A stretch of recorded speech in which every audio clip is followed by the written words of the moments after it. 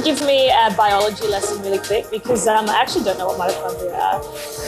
So mitochondria is a part of the cell. Say the line! It's the powerhouse of the cell!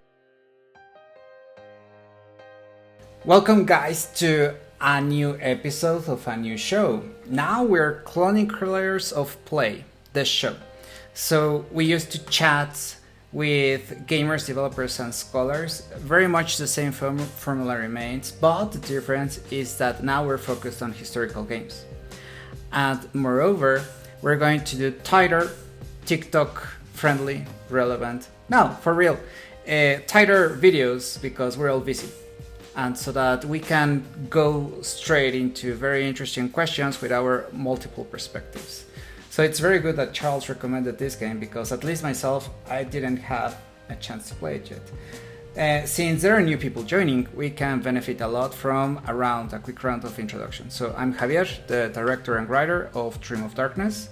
Next is Charles. We're in the order of joining the community. Hi, I'm Charles. Play games. That's about it.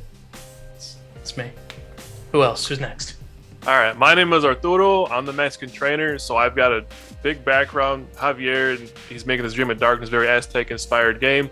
I've got a lot of background in Azteca philosophy, as well as my personal training, so I bring all that to the table, and I'm going to be commenting and critiquing this game with my intense knowledge. Fantastic.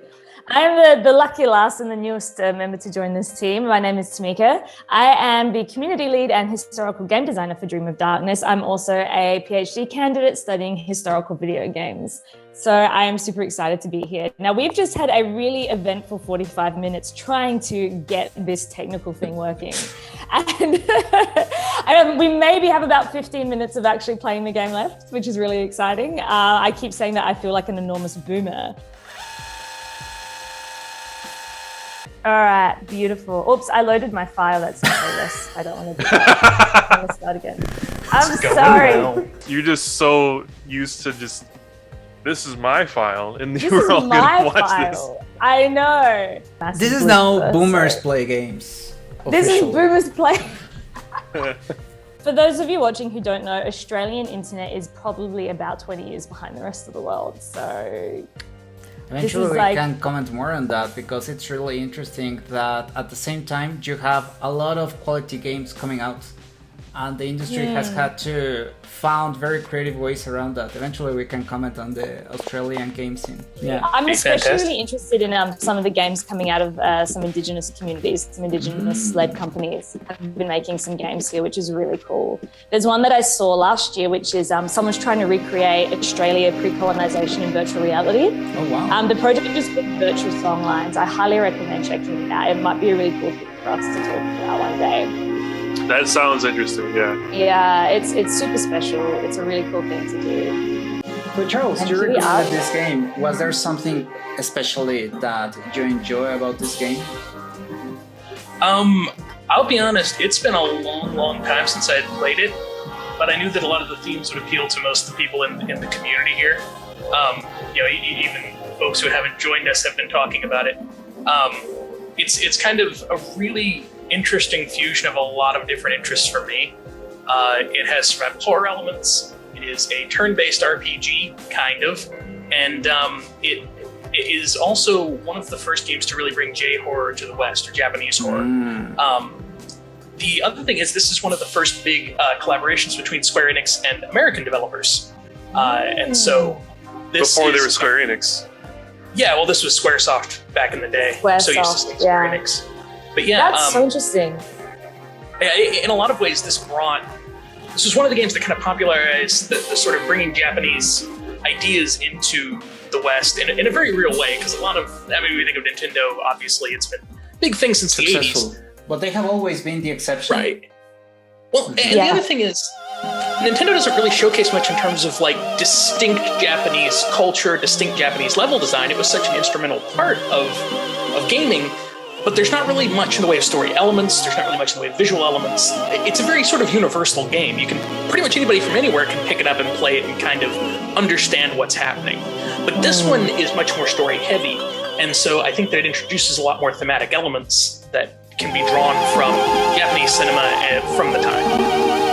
And you mentioned that it's very story heavy, and as we see the story developing here, I wanted to mention this because this is heavy into the anthropology and the historical aspect of this game, because as humans, our brains work as like we absorb information and then we project it, and we can kind of see this happening right now where she's at the opera, she's absorbing it. The whole story is basically happening. They explain that this lady who's burning everybody right now, in the opera, they say that she's already cursed. So it's just, to me, I wanted to understand, like, is like Aya, the main character, just like so enveloped in the story that she just thinks this is really happening, or is the actor just really that good? Because it seems like it's real. Yeah. That's a really cool point. Yeah, I hadn't thought of the scene in that way. It's almost like it's transitioning from like the fictional diegetic elements happening on stage, and then it bleeds out into the non-diegetic or the extra diegetic world and the things that are going on in the theater. That's a cool way of thinking about it. Yeah. So in this sense, Tamika, a good question is, why does Parasite Eve, why is it a historical game, or why can we study it under that lens? Yeah, I think as Charles was saying, it is a really significant game in the history of not only Japanese games and their relationship with the West, but also Japanese horror games specifically. For me, playing this, it's really unusual because it really feels like a hybrid between a Resident Evil Silent Hill type game and a Final Fantasy, like a classic PS1 JRPG. And I've never played a game quite like this before. You know, I think genre-wise, mechanics-wise, the way it feels like a hybrid of those two styles, I think it's really unique. Like, what do you guys think? Have you played any game that's quite like this before? No. So, what's interesting is I have, but they all came out after Parasite Eve. In a lot of ways, so there are a lot of aspects to it that are very forward-thinking. At this time, a lot of turn-based RPGs were just people stand in rows and attack one another in turns. This game introduces what we later see, really starting in around the 2010s, which is the ability to move, but the combat itself is still turn-based. And what's interesting is it does it a lot better than a lot of those RPGs did. A lot of those RPGs, you're trying to select from a menu while you're moving. And so if you play something like Kingdom Hearts or Final Fantasy 15 or something like that, you're having to, it's almost like patting your head and rubbing your stomach at the same time. Whereas with this game, as soon as your ATV bar fills up, it pauses the game and lets you make your selections, but you have the ability to dodge. And I think that they sort of returned to that with the Final Fantasy VII remake a little bit, didn't they? In trying to hybridize those two different styles of gameplay. And I think that worked really well. And it's so interesting that this game, which was released 20 plus years ago, actually sort of nailed that idea when a lot of games that came afterwards didn't quite implement it well. Also, I'm just amazed at how well she's moving with all those heels on. I know. I kept thinking that when I was playing it. I'm like, dang, girl, like you're in an evening dress. That too, I love a good action girl in an evening dress. You know, the whole like I'm at the opera and all of a sudden I have to be an action girl. I just love it. And that's definitely like one of the Japanese things that Charles mentioned. That I definitely recognize that right away. That's one of the first things I noticed. I know, right? One of the biggest themes that immediately came out of this game for me, just in this very first scene, is this idea of the monstrous feminine in horror games, and especially the feminine body as like a center of horror. And I feel like that is something that comes up in so many other Japanese horror games for me. So I was wondering, like, if you guys know of a lot of other games that have that kind of feeling. So the obvious one that comes to mind to me is Final Fantasy VII. Which is obviously from around the same time with Genova and that whole idea. That is a very distinctly J-horror thing, where you have these sorts of weird, monstrous mothers of these creatures or phenomena or something like that. There's a very sort of, they really like that imagery of the evil matriarch, you know, and having children who are supporting them and feeding them or trying to bring them about. That is a really good point. I hadn't even connected it to Final Fantasy VII in that way. I was thinking, I didn't know there was a box there. I was trying to get to the box, but she's interacting with the hole automatically, like as I walk up to it. So I'm like, no, get away from the hole. Jump. And this is very Silent Hill 2 as well, like the jumping down holes. If you guys remember, there's a whole sequence at the end of Silent Hill 2 where you just jump down a series of holes. And that's true. Immediately what that made me think of. And even Silent Hill 2 as well, it has the monstrous feminine is a major theme in it. Like the female body, Mary's body as this sort of origin of sickness. And then the final boss in that game, you fight like a monstrous version of Mary, and all of these very feminine coded monsters throughout. I feel like it is so common in Japanese horror to have this like frightening femininity, this monstrous femininity come through. So in this sense, I recall a question that you had, Primo, about what can we cover with historical games. So it's not only games that actually are, let's say, medieval, but studying historical games is any game and its context. That's potentially another way to approach this. Is that right, Tamika? Yeah, we can look at games that are historically significant and games that are about historical periods. I think that we can talk about both. Talk about history, it all kind of works together in a sense. This is an impressive cutscene for the time. Definitely. So paradoxically, while naturally as players we're very impressed with these scenes, in terms of resources, this can be sometimes easier to implement than actual gameplay because this is pre-rendered, unfortunately. So in terms of, let's say, bugs, this won't give you a lot of bugs. You won't lose a lot of time implementing this because this is already pre-rendered, pre-recorded. In contrast, what we're seeing here with the sequel graphics, that's where most of the time goes in order to make it work right, because there's so much that can go wrong here because the player is because it has to function in the game, right? Because the player is playing. Oh, so what's really interesting also is that you can tell that all the backgrounds are pre-rendered even whenever you're outside of gameplay.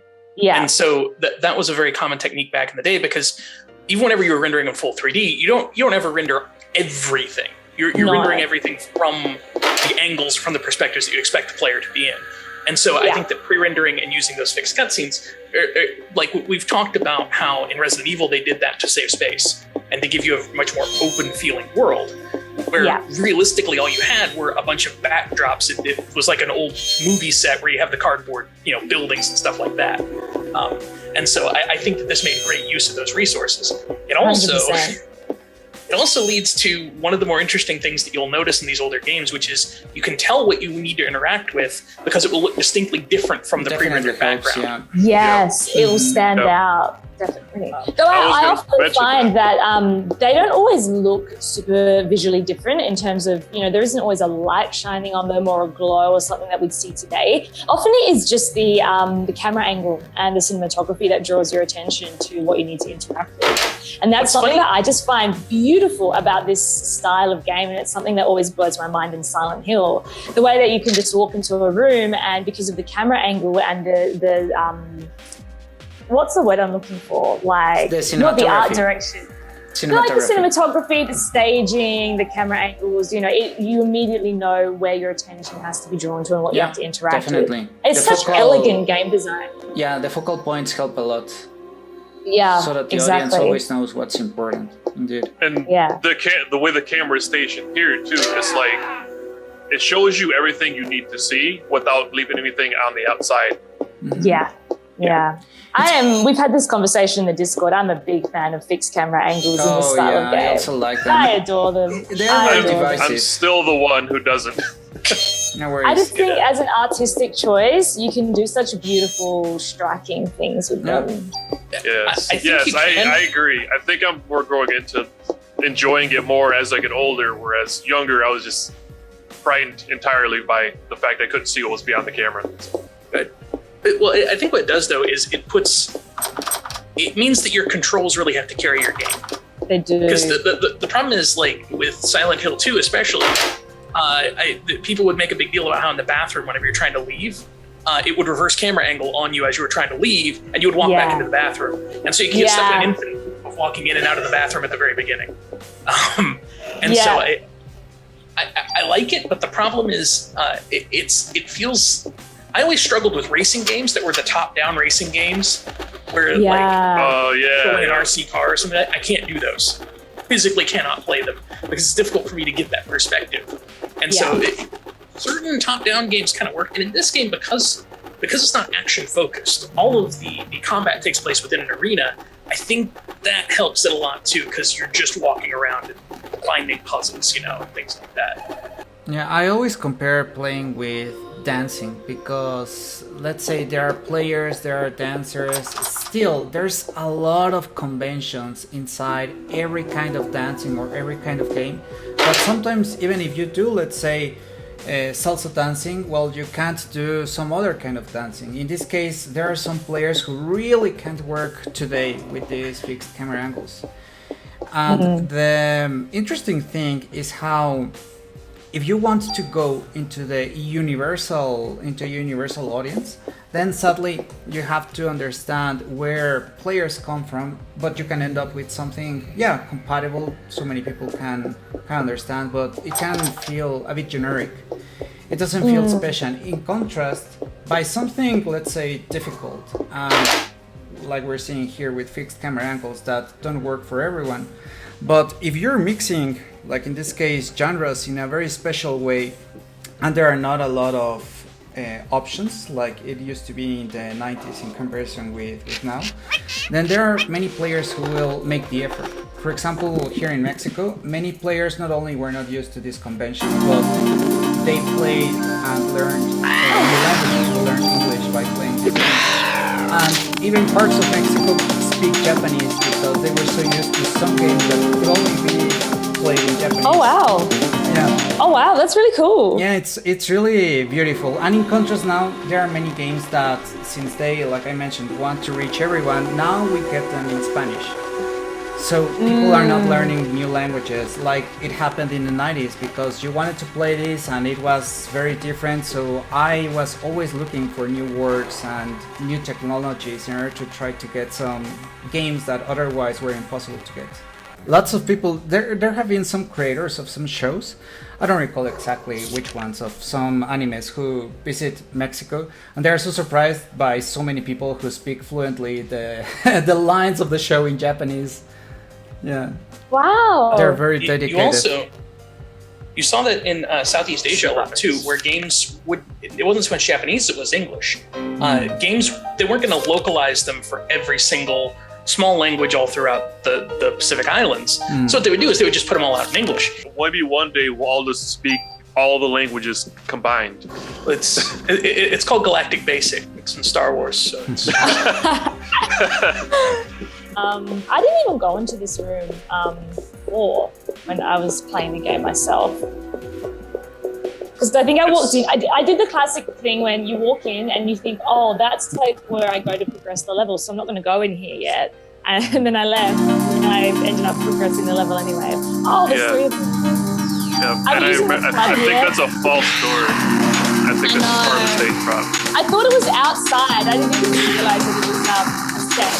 I thought the same thing too, and then I got lost for a minute, and I was walking around, and I realized this is the stage, area, like the different these stage sets, and then the other room across from it is actually the props. So yeah, I didn't even realize. What weapons have you guys been using as you play through? By the way, are you trying to conserve your ammo, or are you No, I always found that there was plenty of ammo, so I just wound up using whatever gun I had.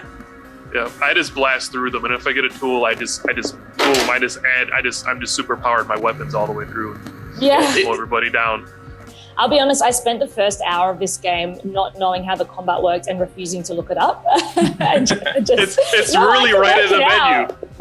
I know, because I thought that the circle meant something, like you had to stop it in the right spot or something like that, but apparently you don't, and I was just overcomplicating myself, so it took me a while before I figured out why all of my bullets were only doing like 1 damage. Yep, you were too far away. I know, because the gun range is so short, like you think you'd be able to at least shoot from the other side of the room, right? In technology, it's not logical, sadly. That's why there are actual documents that remind you are developing for humans.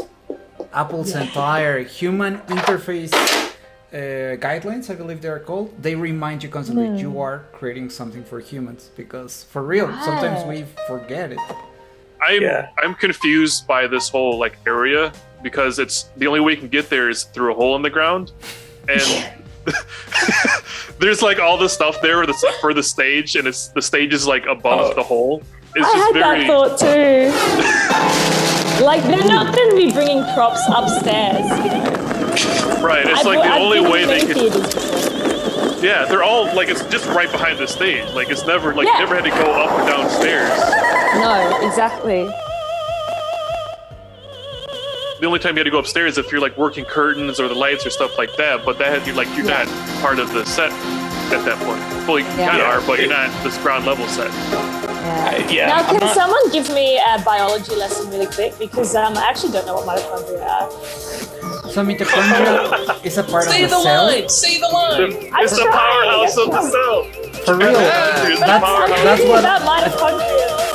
what I've always enjoyed about this game is that they do use something real about the mitochondria. So the mitochondria is right now a part of each of our cells. So it's where energy is produced. Every time that we... Yes. Yeah, so every time that we use energy, the mitochondria inside the cell is providing that energy. But biologists found out that it wasn't always the case. So cells existed at some point without a mitochondria. And at some point, the very first time that it happened, there was a cell who ate a mitochondria. But instead of just consuming it, there was a symbiotic relationship. So the cell has a lot of different benefits for the mitochondria. It protects it, it gets food, energy, oxygen, and the mitochondria can in turn convert that into energy. So what I really like about this game is that it's true. They are not, let's say, the same thing. Back in the day, it was a parasite relationship or a symbiotic relationship. Oh yeah, no, the MSX games crocodile-like color creature, right? It's the gator in the sewer. Yeah, it's one of the sewer gators when they got in New York. Okay. I hated this boss so much because at this point I didn't know how to heal myself in the middle of a game or in the middle of a battle. So I'm just sitting there taking so much damage. I'm like, how do I... Yeah, you want to hit the tail first. No, I did manage to do it. No, see, I don't know why she attacked the head then. I was staring dead set at the tail. No. So you can change your target by using left and right on the D-pad. Oh, can you? So you can attack the tail from any position. That one might be kind of hard.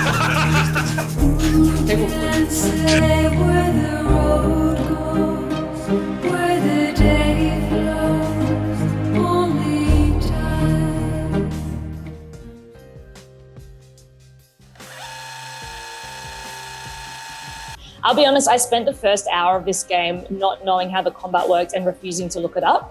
It's really right in the menu.